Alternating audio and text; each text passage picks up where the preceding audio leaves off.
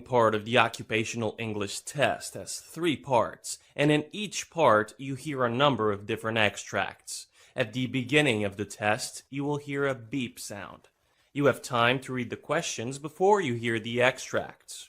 You will hear each extract once only. You have to complete your answers as you listen. At the end of each test, you will be given 2 minutes to check your answers.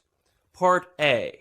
In this part of the test, you hear two different extracts. In each extract, a health professional is talking to his patient. For questions 1 to 24, complete the notes with the information you hear. Now, look at the notes for Extract 1. Extract 1. Questions 1 to 12. You hear a doctor talking to a patient called Tainatongo. For questions 1 to 12, complete the following notes with a word or short phrase. You now have 30 seconds to look at the notes.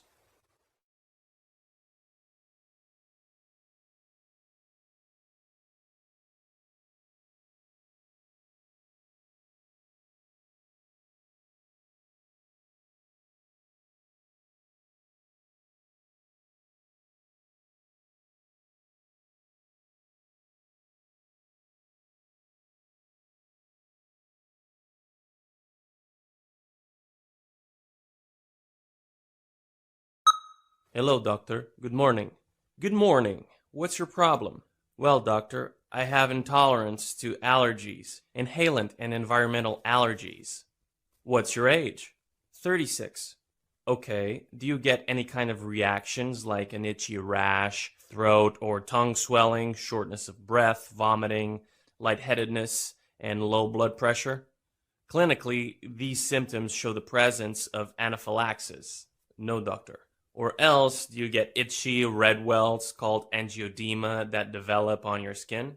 No, doctor. Are you taking any medication for allergies? No, doctor.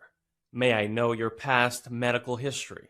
6 months back, when I was under dialysis due to renal failure, I had an acute event of perioral swelling, etiology uncertain. The diagnosis results showed that the allergic reaction was due to Keflax that was used to treat a cellulitis dialysis shunt infection. What medications are you taking now? I am taking atenolol for controlling my blood pressure, sodium bicarbonate, Lovatsa, and Dialovite. I didn't have any other issues upon my treatment and discharge. That included corticosteroid therapy and antihistamine therapy and monitoring. What were the surgeries performed? Perm cath insertion 3 times and peritoneal dialysis. Are you allergic to any medications? Yes, heparin causes thrombocytopenia. Do you drink or smoke? No, doctor. May I know your family history of diseases? My family members have severe heart disease, carcinoma, and food allergies. Well, your test report shows your blood pressure is 128/78, pulse 70, temperature is 97.8, weight is 207 pounds, and height is 5 feet 7 inches. I suspect you have developed acute anaphylaxis. I would suggest you to go for a radioallergosorbent test, a blood test using radioimmunoassay test to investigate specific IgE antibodies to determine the substances the subject is allergic to. I shall recommend further treatment and medications upon the test results. If the test report shows any specific food or inhalant allergen that is found to be quite high on the sensitivity scale, I would likely recommend that you avoid the offending agent. Right now, I would recommend you to stop further usage of cephalosporin antibiotics, which may be the cause of your allergic reaction, and I would consider your case as an allergy. Being on atenolol, it would be very difficult to treat acute anaphylaxis. I am prescribing an EpiPen in the event of acute angioedema or allergic reaction or sensation of impeding allergic reaction, and you have to proceed directly to the emergency room for further evaluation and treatment recommendations after the administration of an EpiPen.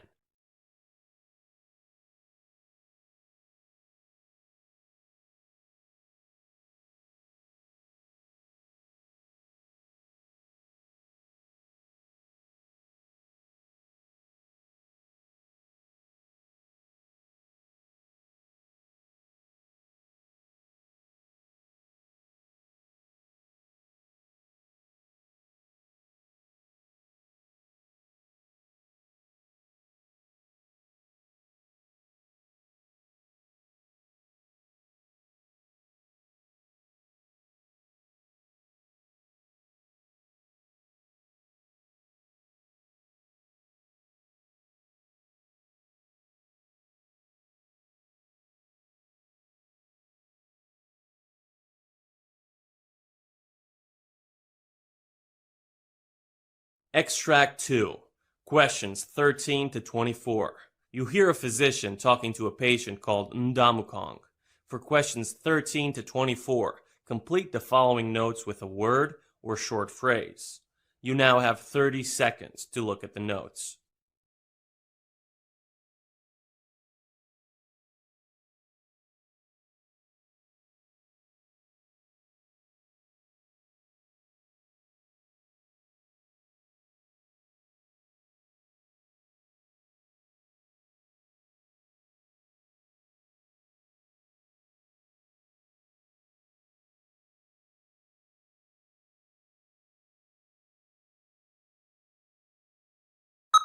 Hello, doctor. Good morning. Good morning. Please be seated. May I know your problem? Well, doctor, I have multiple issues with my teeth due to severe dental disease. I have had many of my teeth removed.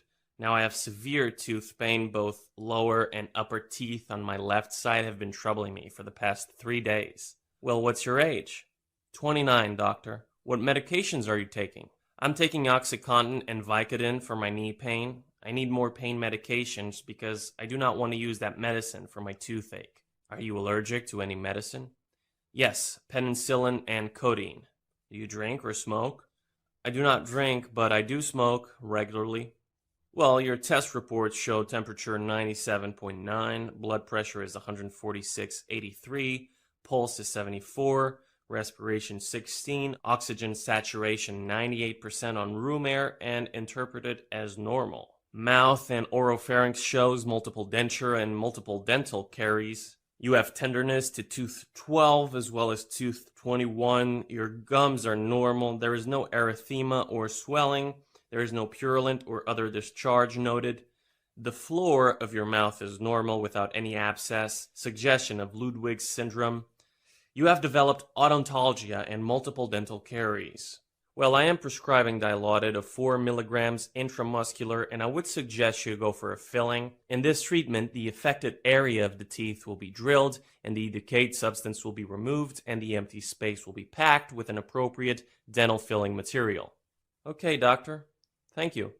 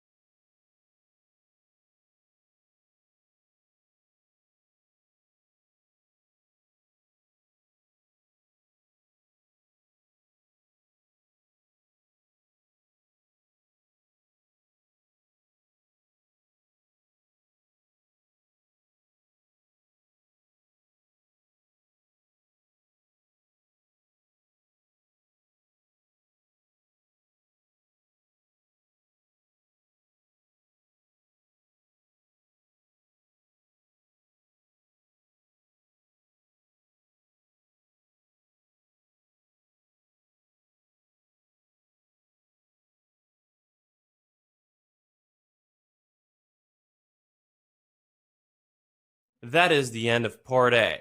Now look at Part B.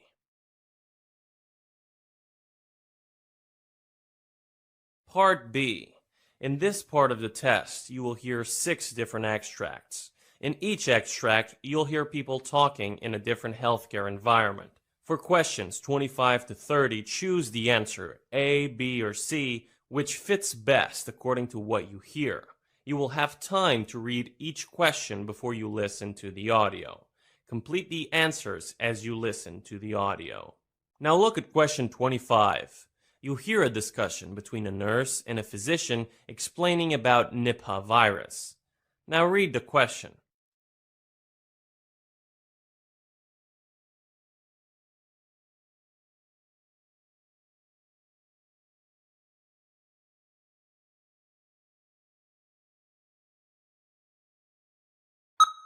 Hello, doctor. Can you explain what the Nipah virus is? Well, Nipah virus is a member of the paramic severity genus Henipavirus. This Nipah virus was initially identified and isolated in 1999 during an outbreak of encephalitis and respiratory problems among pig farmers and other people with close contact with pigs in Singapore and Malaysia. The name of the virus originated from Sungai Nipah, a village in Malaysia where pig farmers became sick with encephalitis. Initially, the disease was linked with Hendra virus, emerged from bats, but was quickly singled out for investigation, and flying foxes of the genus were subsequently identified as the reservoir for the Nipah virus. Question 26. You hear a monologue of a physician explaining about the use of thimerosal in vaccines. Now read the question.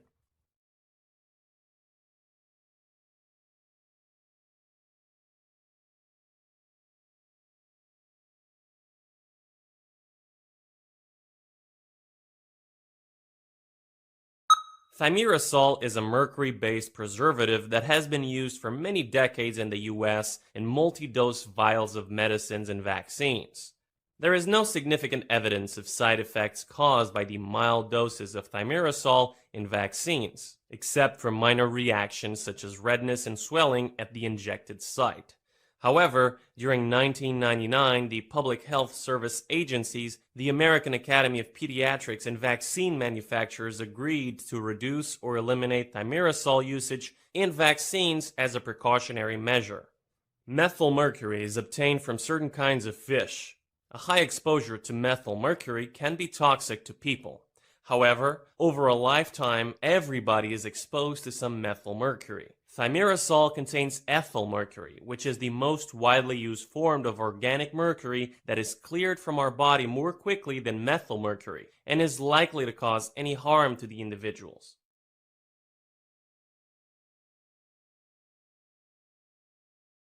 Question 27. You hear a discussion between two doctors on adjuvants used in vaccines. Now read the question.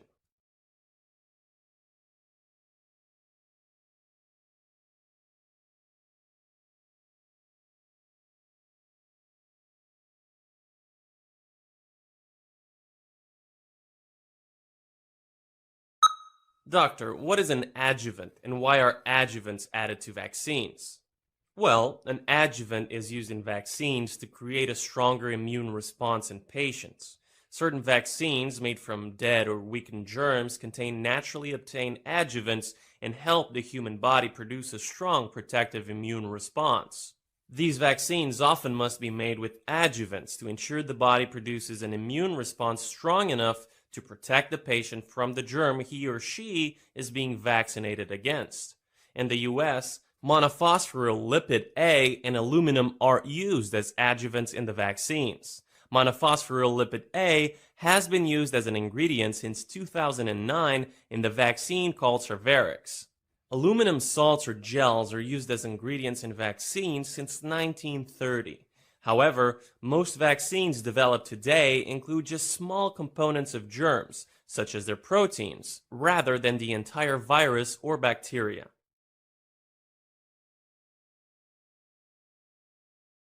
Question 28. You hear a monologue of a physician explaining about typhus fevers. Now read the question.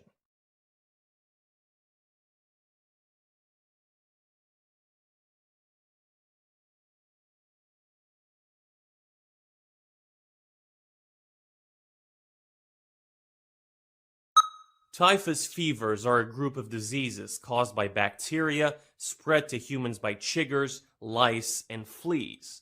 Typhus fevers include murine typhus, scrub typhus, and epidemic typhus. While the chiggers spread scrub typhus, body lice spread epidemic typhus, and fleas spread murine typhus. Typhus fevers include murine typhus, scrub typhus, and epidemic typhus. While the chiggers spread the scrub typhus, body lice spread epidemic typhus, and fleas spread murine typhus. Fever, headaches, and sometimes rash are the most common symptoms of the typhus fevers. Epidemic typhus, also known as louse-borne typhus, is an uncommon disease caused by a bacteria called Rickettsia prowazekii spread through contact with infected body lice. Though epidemic typhus was responsible for millions of deaths during earlier centuries, today it is considered a rare disease. Epidemic typhus is called sylvatic typhus in the US. It occurs very rarely. Scrub typhus or bush typhus is a disease caused by a bacteria called Orienta tsutsugamashi.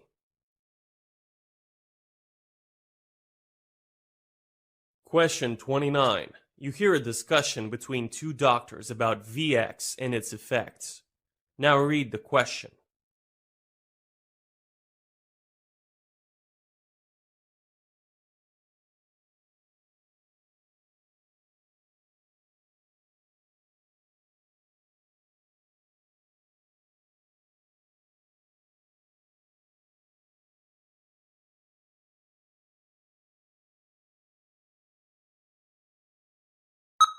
Hello, doctor. What is VX and how is it obtained? VX is a man-made chemical warfare agent classified as a nerve agent, which are the most toxic and rapidly acting of the known chemical warfare agents, which are similar to pesticides called organophosphates. Symptoms will start appearing within a few seconds of exposure to the vapor form of VX, while the appearance of symptoms may take from a few minutes to 18 hours of exposure to liquid form of VX. Compared with a nerve agent called sarin, VX is much more toxic by entry through the skin and much more toxic by inhalation. Since VX is the least volatile nerve agent with the slowest evaporation level from liquid to vapor, it can be a long-term threat as well as a short-term threat.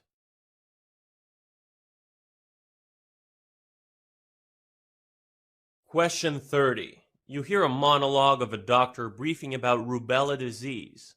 Now read the question.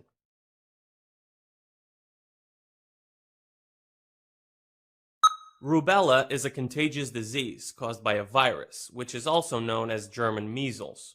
However, the disease is caused by a different virus than measles. With MMR vaccine, rubella disease can be prevented. This vaccine protects against three diseases: mumps, rubella, and measles. Rubella was a common disease in the US before the invention of vaccines.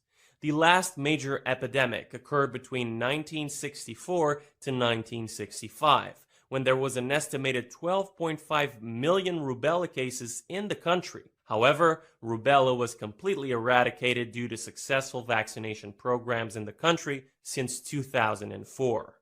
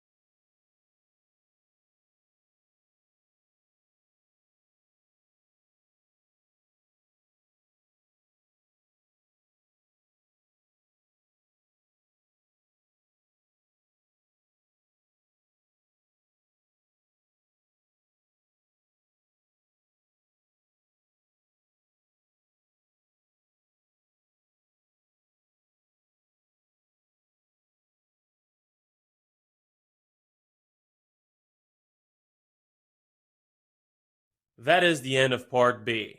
Now look at part C.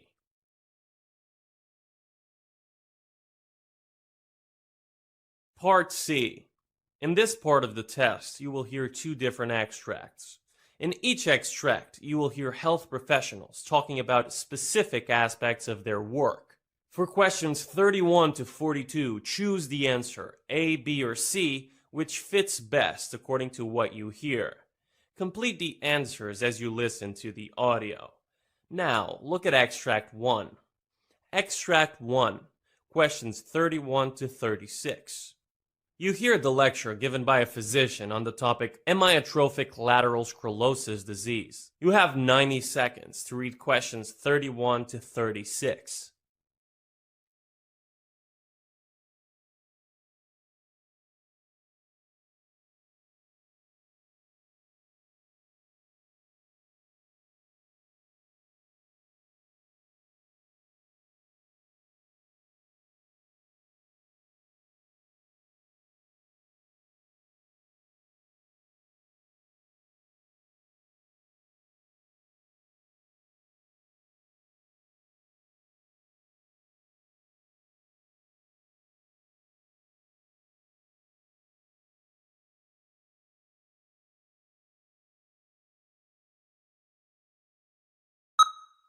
Amyotrophic lateral sclerosis is a kind of motor neuron disease referring to a group of progressive neurological diseases that cause dysfunction in the nerves that control muscle movement, resulting in muscle weaknesses and changes our body functioning. The advanced stages of amyotrophic lateral sclerosis affects the nerves that control breathing, resulting in mortality. Amyotrophic lateral sclerosis is sometimes called Lou Gehrig's disease, after the famous baseball player who was diagnosed with this condition. Upper motor neuron symptoms include resistance to movement in the muscles and brisk reflexes and stiffness.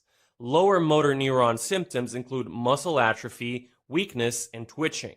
The lifespan of the patients with amyotrophic lateral sclerosis is about 3 to 5 years after the appearance of the symptoms. Presently, there is no cure to amyotrophic lateral sclerosis, and treatment is aimed to relieve symptoms, to provide emotional and social support, and to slow down the progression of the disease. Amyotrophic lateral sclerosis attacks the nerve cells used in voluntary muscle actions called motor neurons. Motor neurons are found in the spinal cord and in the brain. As amyotrophic lateral sclerosis progresses, motor neuron cells degenerate and die. Therefore, they stop sending messages to muscles for performing actions. At this stage, the brain can no longer control voluntary movement, and the muscles gradually weaken and waste away. As amyotrophic lateral sclerosis progresses, it affects all the voluntary muscles, where the patient can no longer control their face, arms, and legs. At this stage, inability to breathe results in respiratory failure. 50% of the patients with amyotrophic lateral sclerosis will live for 3 years or more after the diagnosis. However, some patients live for longer. About 20% of patients will live 5 years or more after diagnosis, while just 10% of the patients will live for 10 years or more, and 5% of patients will live for 20 years. There are different types of amyotrophic lateral sclerosis, classified based on their signs and symptoms and with a genetic association. Amyotrophic lateral sclerosis can be sporadic or familial. Sporadic amyotrophic lateral sclerosis occurs randomly, and it accounts for 90 to 95% of patients.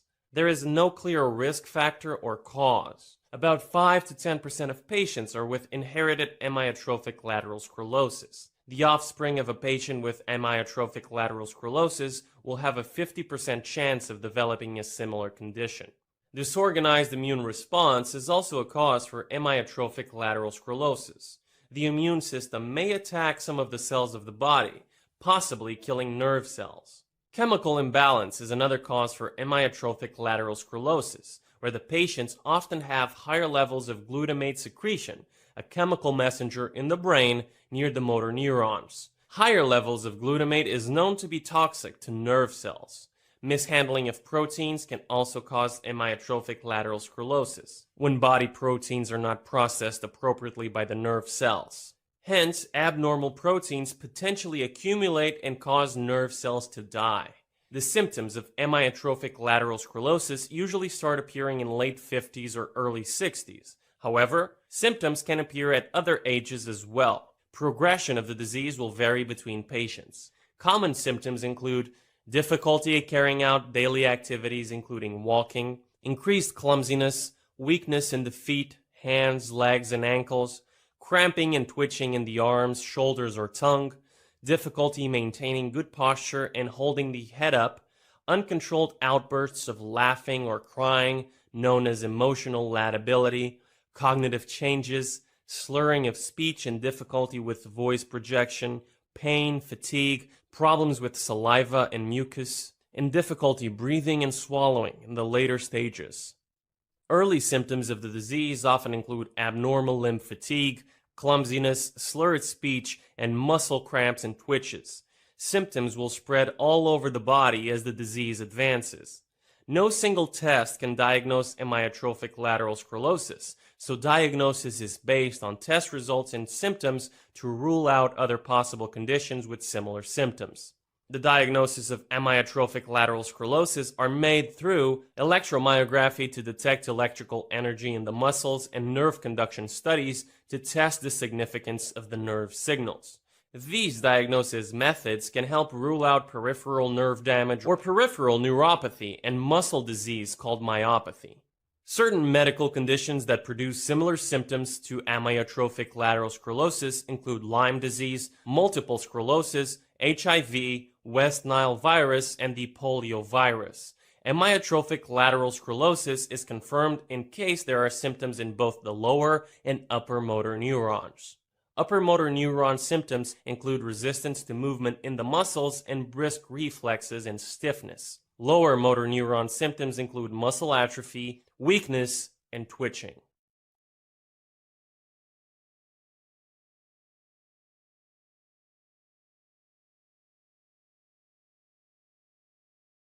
Now look at extract 2, questions 37 to 42.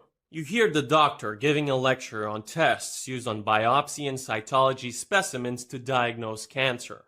You have 90 seconds to read questions 37 to 42.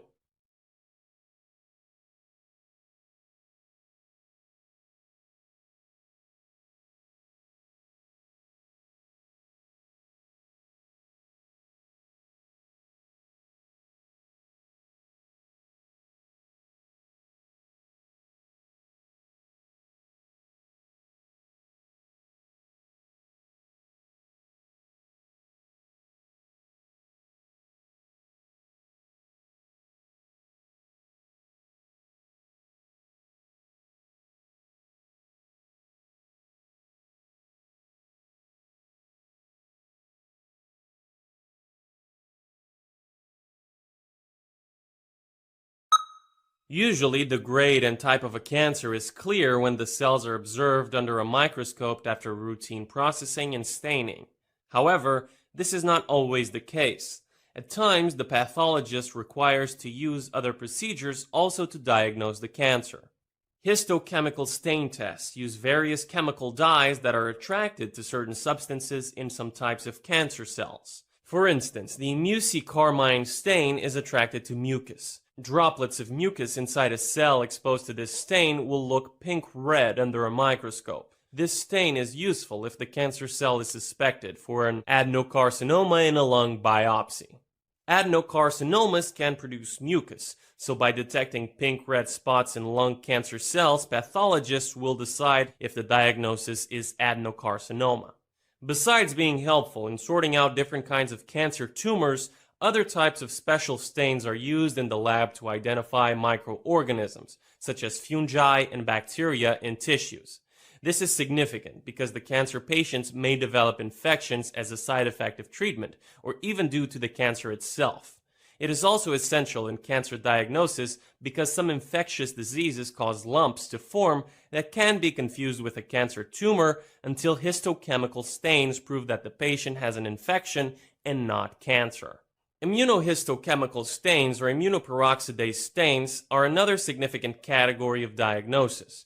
The basic principle of this procedure is that an immune protein called an antibody will attach itself to antigens, which are on or in the cell. Each type of antibody identifies and attaches to antigens that fit it exactly. To find out whether the antibodies have been attracted to the cells, chemicals are added that make the cells change color only if a certain antibody is present. Immunohistochemical stains are very useful in diagnosing certain types of cancers. For instance, a routine biopsy of a lymph node may contain cells similar to cancer. However, the pathologist may not be able to distinguish whether the cancer originated in the lymph node or elsewhere in the body and has spread to the lymph nodes. In case the cancer originated in the lymph node, the diagnosis would be lymphoma. Or else, if the cancer originated in another part and spread to the lymph node, it could be metastatic cancer. This distinction is very essential because treatment depends on the type of cancer. Often, flow cytometry is used to diagnose the cells from lymph nodes, bone marrow, and blood samples. It is very precise in diagnosing the exact type of lymphoma or leukemia. It also helps distinguish lymphoma from non-cancer diseases in the lymph nodes. Flow cytometry is also used to measure the amount of DNA in cancer cells called ploidy. Instead of using antibodies to diagnose protein antigens, cells are treated with special dyes that react with DNA.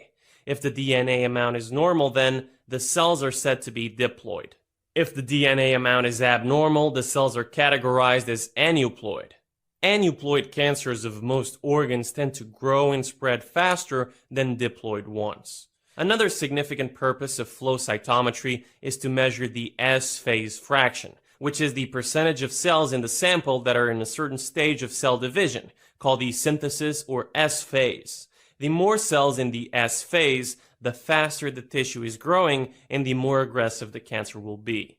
Like flow cytometry, image cytometry tests use dyes that react with DNA. However, instead of suspending the cells in a stream of liquid and analyzing them with a laser, this method uses a digital camera and a computer system to measure the amount of DNA in cells on a microscope slide. Image cytometry can also determine the ploidy of cancer cells, like flow cytometry.